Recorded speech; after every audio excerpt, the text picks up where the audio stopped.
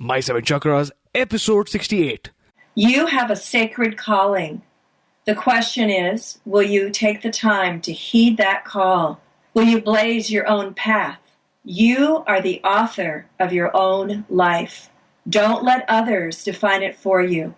Real power comes by doing what you're meant to be doing and doing it well. The seven chakras, swirling vortices of energy, positioned throughout our body from the base of the spine to the crown of the head. For thousands of years, this ancient wisdom has been passed on from master to disciple. What are the functions of these energy centers? And could these chakras help you unlock your destiny and find your true purpose? Welcome to My Seven Chakras. And now, your host, Aditya Jai Kumar.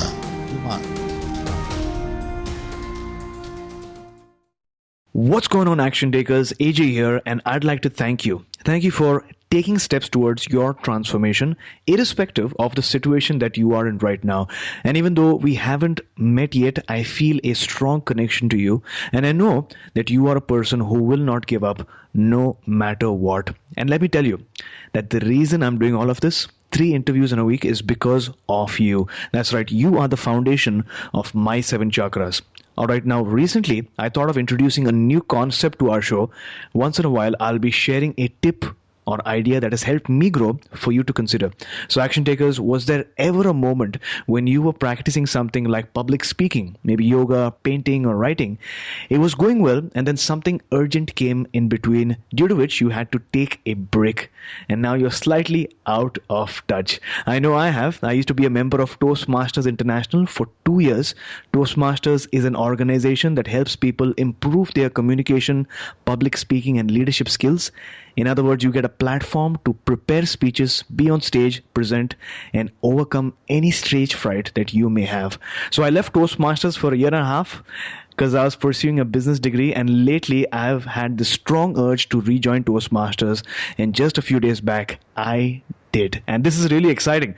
So is there something that you would want to start once again? Maybe a lost passion that's hiding deep within, waiting to come out, maybe traveling, painting or meditating, whatever that may be. What old passion do you want to rekindle once again? Write me at aj@my7chakras.com. That's aj@my sevenchakras.com. I love reading your emails, getting to know more about you, and getting inspired by your journey. All right. And today I am excited to bring you our featured guest, Dr. Susan Allison. So Susan, are you ready to inspire? I am. Wonderful.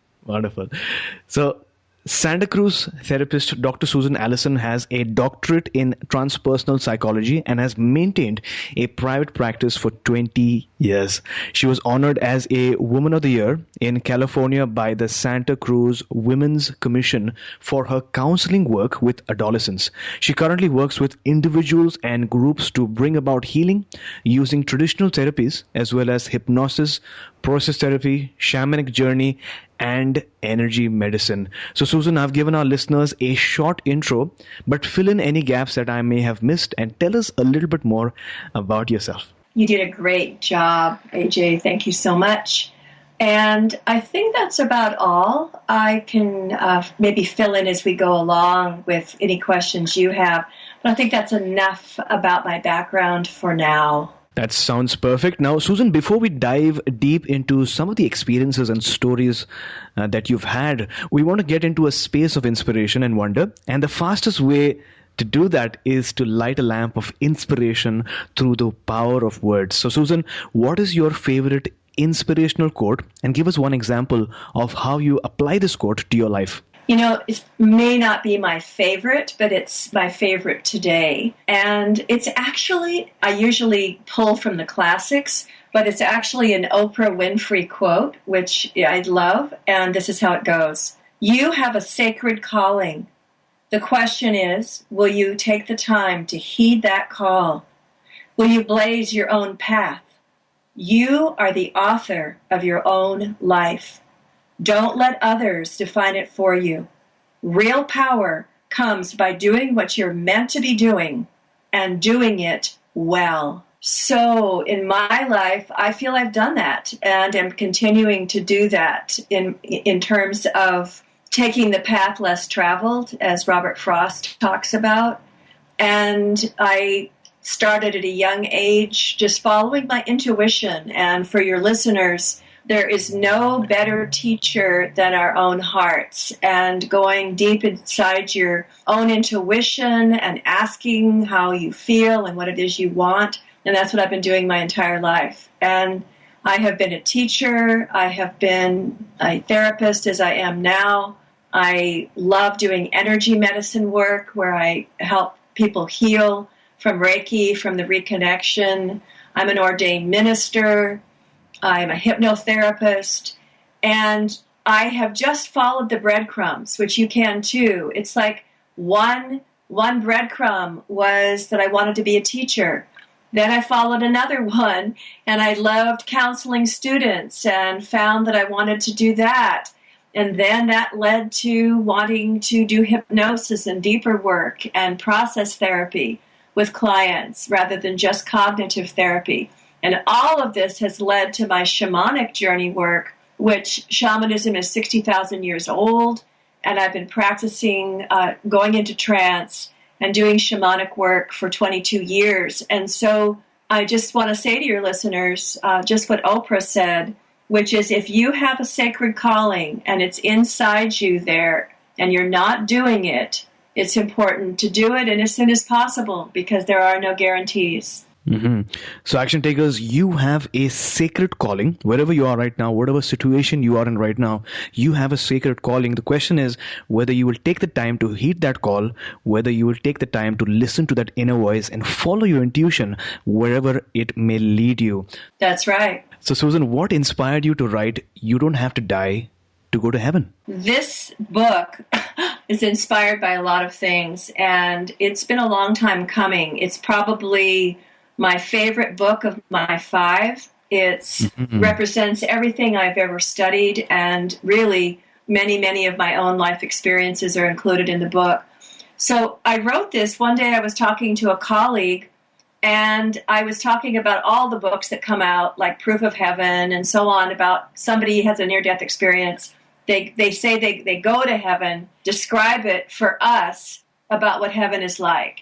And I said to my colleague, you don't have to die to go to heaven.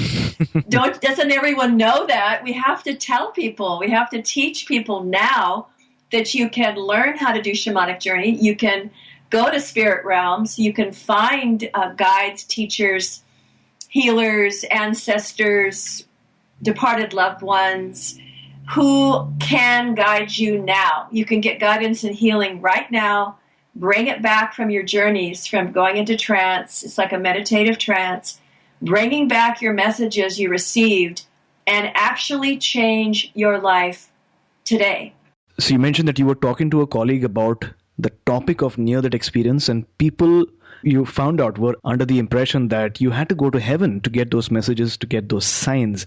So could you talk to us about the spirit realms that you spoke about? Yes. And how many realms are there? Yeah, I'd be happy to. Shamans have been doing this cosmology. They've been mapping the spirit worlds for 60,000 years.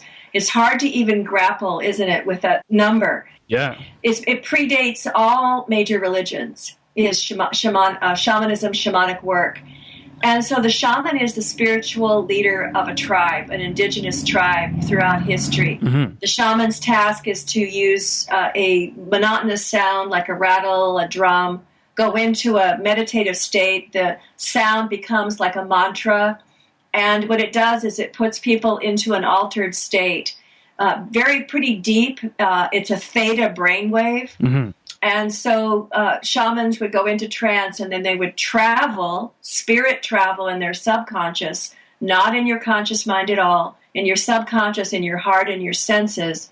You would spirit travel to 3 worlds. There's a lower world, a middle world, and an upper world. But there are levels, especially within the middle and the upper worlds. There are several levels. There's not just one. Mm-hmm. And in the lower world, you often find animal helpers, Some people call them totem animals, power animals, or animal helpers.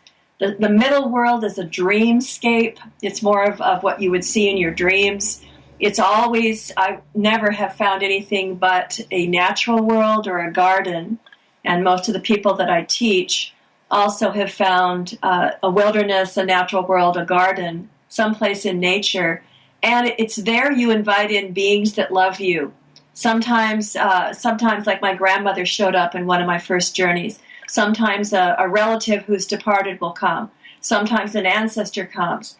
Sometimes an avatar comes. I've had Jesus come to my garden. I've had Lao Tzu come to my own sacred place in the middle world. And that it's there that you receive guidance, you receive teaching, support for your life. And you also do in the lower world with your animal helpers. I have an animal, the eagle, has been with me for 22 years, and I still see him, I still talk with him, and you can talk with all of these beings, and you hear messages in your mind. You don't see them speak, but you'll hear messages in your mind. The upper world is what many people refer to as heaven, paradise, the world on high, the Abha kingdom. It is a luminous realm, just as people describe who have near-death experience or who interview people who've had near-death experience. Very light-filled, full of love, full of peace. And it's really incredible because people can learn to do this work, not only get over their fear of death, but you can find where your loved ones are and they're fine. And so that's a couple of reasons I've written this book, is to help people overcome the fear of death and know where their loved ones have gone, where their loved ones are. And sometimes your loved ones will visit you in these upper realms, the middle and upper worlds. You can meet more avatars, exalted ancestors, your soul family. You can travel to some of your past lives and meet with divine teachers in this realm. And I've gone to many, many, many different levels. There's some you can't go to, though, AJ. And I have looked up and seen a beautiful golden city, in fact. I can't go there. There are realms that we're still embodied, aren't we? So we can't go there. But I saw it, and the Bible in Revelation and probably lots of religious texts will talk about a heavenly place. And in the Bible, I looked it up after I had the experience, and it said in Revelation there is a golden city that it's as if it's made of glass, and that's how it looked. There were facets of light, sparkling and coming off. The light was coming off all these different facets, so it looked like a light-filled golden city.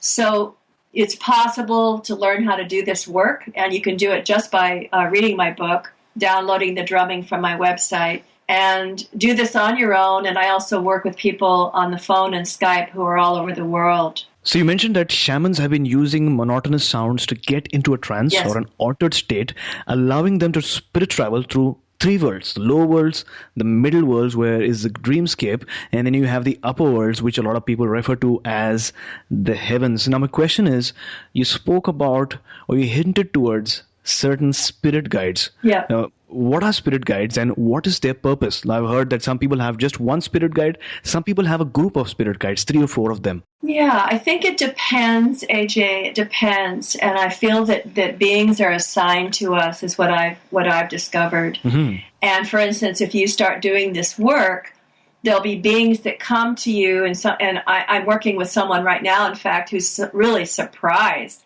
at some of the beings who are showing up. It's like a principal of your school might show up, or a friend that passed away when you were 7, and suddenly that friend has become one of your spirit allies. Right. And there are spirit allies, there are teachers, there are guides. They're all a bit different, and they're there for different reasons. Sometimes your spirit allies are only there for a short amount of time. Mm. My grandmother is not in my middle world any longer. I think that she ascended. My feeling is she went to the light. Also, her teaching of me was done. She had come to teach me some things, and she did.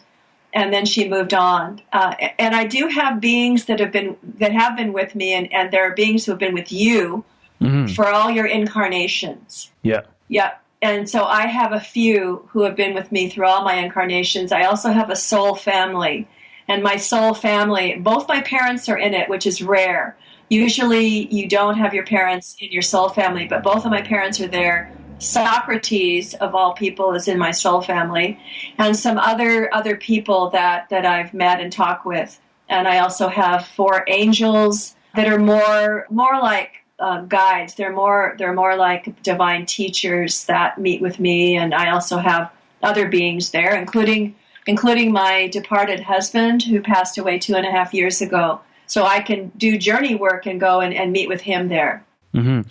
Now you speak about these spirit guides who sometimes might be there throughout your life, throughout many existences. Sometimes they might just move on. But for people who are new to this particular topic, is there a way to get to know who your spirit guide is and maybe connect with them in one way or another? Yes. In the very, very first chapter of my book, it is about the middle world, and there are all kinds of suggestions for journeys to take. Mm-hmm. And what you do, AJ, is that you can download the drumming from my website, which is www.dr, just dr, no period, Dr. Susan Allison, 2 L's.com. So you can download 20 minutes of drumming, and you put the drumming on, you put your eye mask on, and you do one of the first journeys in the book, which is to find your middle world place of personal power. And then you invite in a being that loves you. Now, you can ask for a specific being, and sometimes they'll come, sometimes they're busy, and they don't.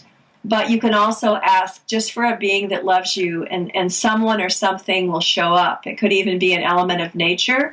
It could be an animal, even in the middle world, that sometimes will come. And it mainly is human. They're human beings that come. I've even had someone from the future come. So it's very interesting. But that would be the first way for listeners to do this work, where they're going to connect with a teacher, ally, or guide, is to get my book, read the first chapter, and do some of the first journeys. And that's what you do, is you're asking for someone to show up. Now, one of the topics that intrigues me the most is dreams. And there are people who have dedicated their entire lives just to study dreams and, the dreams of their patients and clients. What role do dreams play in our lives? Well, it isn't a topic I was going to talk about, but dreams are very, very similar to shamanic journeys in that you get messages and you have experiences things that show up that are symbolic. Every single thing in a shamanic journey is symbolic and metaphorical about your life. So if you dream about your garden is full of weeds, there's something for you to look at in terms of the clutter in your life, in terms of being choked, in terms of not being able to see clearly. Your garden is not well tended. There's all these metaphors you can draw from that. And the same with dreams. If you dream that you're in a car and has no steering wheel, that is a lot about your life. It's a lot about that you have no direction. There's no way to get there. You aren't able to navigate. And what is that about? And so it's very similar. Shamanic journeys and dreams are similar in that they represent you. They represent your life, and no one else should interpret anyone else's dream. So if you have people who say they're going to interpret your dream, be careful. You should be interpreting your dream, and you can do it in a very simple way. You can get a journal and you write your dream down in detail, and then you write the blank of me, the blank of me. So in other words, the car of me, the lack of steering wheel of me, and so on. And so the weeds of me. And so you take every single important element of your dream and apply it to yourself. Houses often represent us. The car in one of my dreams I just shared represented my life at the time. So you should do the interpreting, but that's just one of the quick ways for you to journal about it and take the dream apart as each aspect applies to you and to your life. Well, thanks a lot. Does that make sense? It does, definitely. The I think the tip of maintaining a journal definitely is powerful, and it makes sense. One of the biggest fears that people have is the fear of death. But I read on That's your right. website that people don't need to fear death and that we are immortal. Yes. Based on your experience, what happens after a person dies? Obviously I'm still here. I'm talking to you right now. I still have a body, as do you and your listeners. Yeah. And so I can't say exactly, but because I was so close to my husband and we were soulmates and I knew him so well, I even felt his presence in my body, his spirit, with me for about a month. And it's interesting that the Tibetan Book of the Dead says it takes 40 days. So 40 days really for you to leave more of the bardic realms, the middle world. Catholics call it purgatory. I like the middle world. It doesn't have any of those negative connotations. It is a place, it's a stopping off place for beings. As soon as that they leave their bodies, there is this wonderful world. In fact, the Hawaiians, the kahunas, the elders in Hawaii, teach people how to find their middle world now. And then at the point of death, your spirit is not afraid. Your spirit knows exactly where to go. You've been there. You sometimes have seen grandparents there that are greeting you. I had a client who was dying, and I helped him find his middle world. He journeyed there in trance, and there were his parents and his favorite uncles at the gate before he died. So it's my belief that we pass into, amorphous state, we pass into the spirit state, and it takes people different amounts of time to move through these levels. The Mormons, in fact, believe that there's lots and lots of levels. A couple of them came up to one of my book signings and just told me how much they love my book, because it's what they teach in the Book of Mormon, is that there are all these levels in creation, and there's levels in heaven that you pass through and you keep growing. So what I've seen some beings like my grandmother in the middle world for many, many years. She died before I was born, and some shamans say that we can stay in the middle world for up to 100 years before we move on. You're sorting yourself out, looking at your life. In fact, that's the original definition of purgatory before it had all of these sort of negative connotations. Purgatory is about uplifting your soul, looking at your life, making amends for things you've done, really trying to become a better person, even as a spirit. You can do that in the middle world. And my husband, for instance, moved on quickly, as it says in the Tibetan Book of the Dead, 40 days. He was already in the upper world. I didn't find him in the middle world. He was up in what I call a level of heaven. It isn't the heaven that you can go to when you've passed away. But I found my husband in the upper world. He was in this luminous world. He already had a job. He was greeting souls. He was the most outgoing person on the planet. And that would be the perfect job for him, is to greet souls who are new and who are coming in and assure them. And sometimes he could meet with me, and sometimes he was busy, actually. And so he and I was able in trance to float up with him and look at other parts of heaven. There's a place I found I called it the Blue and Silver City, where I could go. There were spirits there that weren't in human form, but you could just see outlines like a hologram of these spirits, and I got messages there from them.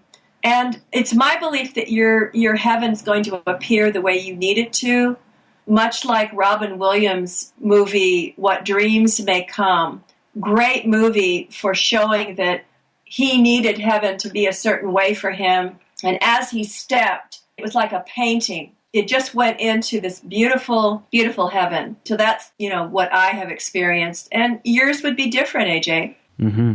Now, thanks a lot for clarifying that. And I'm sure you agree that in addition to taking action and these steps, and it's important to stay safe. So, yeah. Susan, is it safe to travel to these spirit realms? And what advice do you have for our listeners? Yeah, good question. I do in my book have a place in every chapter that says intention and protection. Now, it doesn't mean it's unsafe, but it means that, especially when you're traveling to the upper world, you're many times going through dense energy like the sun's energy. And I always ask from the very first journey that you take a being with you, you hold a stone, you do something to ground yourself, because it also is so beautiful and so amazing in these worlds that some people are going to say, I don't want to come back. And so I feel that you need to set the intention that you're going to travel safely to whatever world and to do whatever it is your intention for that journey and come back safely. Because frankly, especially if people have lost loved ones, as I have, you're traveling up to these beautiful realms and you're meeting with them. It's so incredible that this world can pale in comparison. And someone asked me that at a book signing. Is there anything negative in this experience or anything that you've had to watch out for? And my answer was, yeah, coming back, because this world can be very challenging, as your listeners know, as you know. It's Earth school, isn't it? Where we are tested, where we learn, where we evolve and become better people, hopefully. But it's not always super fun. There's work to do here. There's growth to do here. There's pain. There's loss. There's suffering. And so sometimes if you're going to these realms, you might feel like, I don't really want to come back. And so in my book, I say, set an intention for going and coming safely. Go and get the wisdom you need, the guidance, the healing, and bring it back and have the courage to change your life here. Now, staying on the topic of taking action, is there a health tip that you'd like to share with our audience that they can try immediately in order to enhance their level of health? Well, since it's not my field, but it is my field just being a human, and I can share what I do, is I just took a walk to the beach. I live just 2 blocks from the ocean in Central California, and I just took a long, long walk with my dog. He loves to play in the water, and I love being out in nature. I think that treadmills are fine, the gym is fine, whatever you do that you love. I don't think there's anything like getting out in the natural world. In fact, this is so wonderful because a lot of our featured guests, this is one of the most popular health tips that people have shared, is the importance of going out in the wild. In fact, barefoot, if you can, stepping on the grass, because the earth has this tremendous quality of healing, and whatever stress or things or worry that might be in you, as soon as you step on that wonderful grass, maybe sand as well, along with your dog, it has a very therapeutic feeling. So thanks a lot for sharing, Susan. Yes. Now, someone said by cultivating gratitude, you eventually expand your internal sense of what is possible, regardless of seeming obstacles and challenges that you go through. This round is all about challenges or barriers that people used to step into their greatness. I think it's important and inevitable, as you mentioned, that we have to face or are facing challenges on this earth in some form or another. But listening to stories makes us stronger and wiser. So, Susan, take us back to a time when you faced a major challenge, and then tell us, how did you approach or overcome it? Well, I've had plenty, let me tell you, and as we all have. And I think probably the hardest, next to my mother's death, the hardest challenge I've had has been my husband's death in 2013. And it's, you go to groups and some people say, my cousin Jane died, or my pet iguana died, and in the groups that are mixed. And I have to say that it's very different when you lose a partner. And losing a partner, especially if you're soulmated, especially if you're very, very, very close and love that person very, very deeply, it's incredibly difficult. Even though I am a spiritual woman, I've had a practice for my entire life. I've had a yoga practice. I've been meditating for, at least 30 years, maybe 40. And I have always had a spiritual practice. I always have believed in a higher power or in spirit, source, the universe, God. So I've always had that to rely on, and it was still incredibly challenging. And anyone who's going through a difficult time who's listening, one thing that was hard for me and I ask you to do is to ask for help. It's very, very important to reach out and not to isolate. The tendency is you want to pull the covers up over your head. You want to lock the door. You want to just bury yourself. You don't want to see people. It's very important, though, when you can, is to ask for help. Tell people, I'm really having a hard time. This is what I need. Sometimes we don't even know what we need. And as a good friend, if you're listening and you're a good friend, you ask the person, can I bring you something to eat? Can I walk your dog? Can I just show up and just hold you? So it's very important to ask for help. And it's also important I really, obviously I'm a therapist. Mm-hmm. I really believe in therapy. I believe in hospice. I believe in groups. Group work is incredibly beneficial. So that is what I did. I've been in 3 different hospice groups. I have my own therapist because therapists need therapists. True. And so I've been doing a lot of work on myself, and I'm still not out of the woods. It's 2.5 years since his death, and I'm going to see someone today.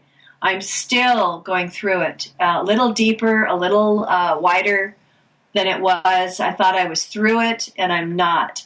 So it's really important to really check in and see how you're doing, how you're feeling, and what you need, and then ask for it.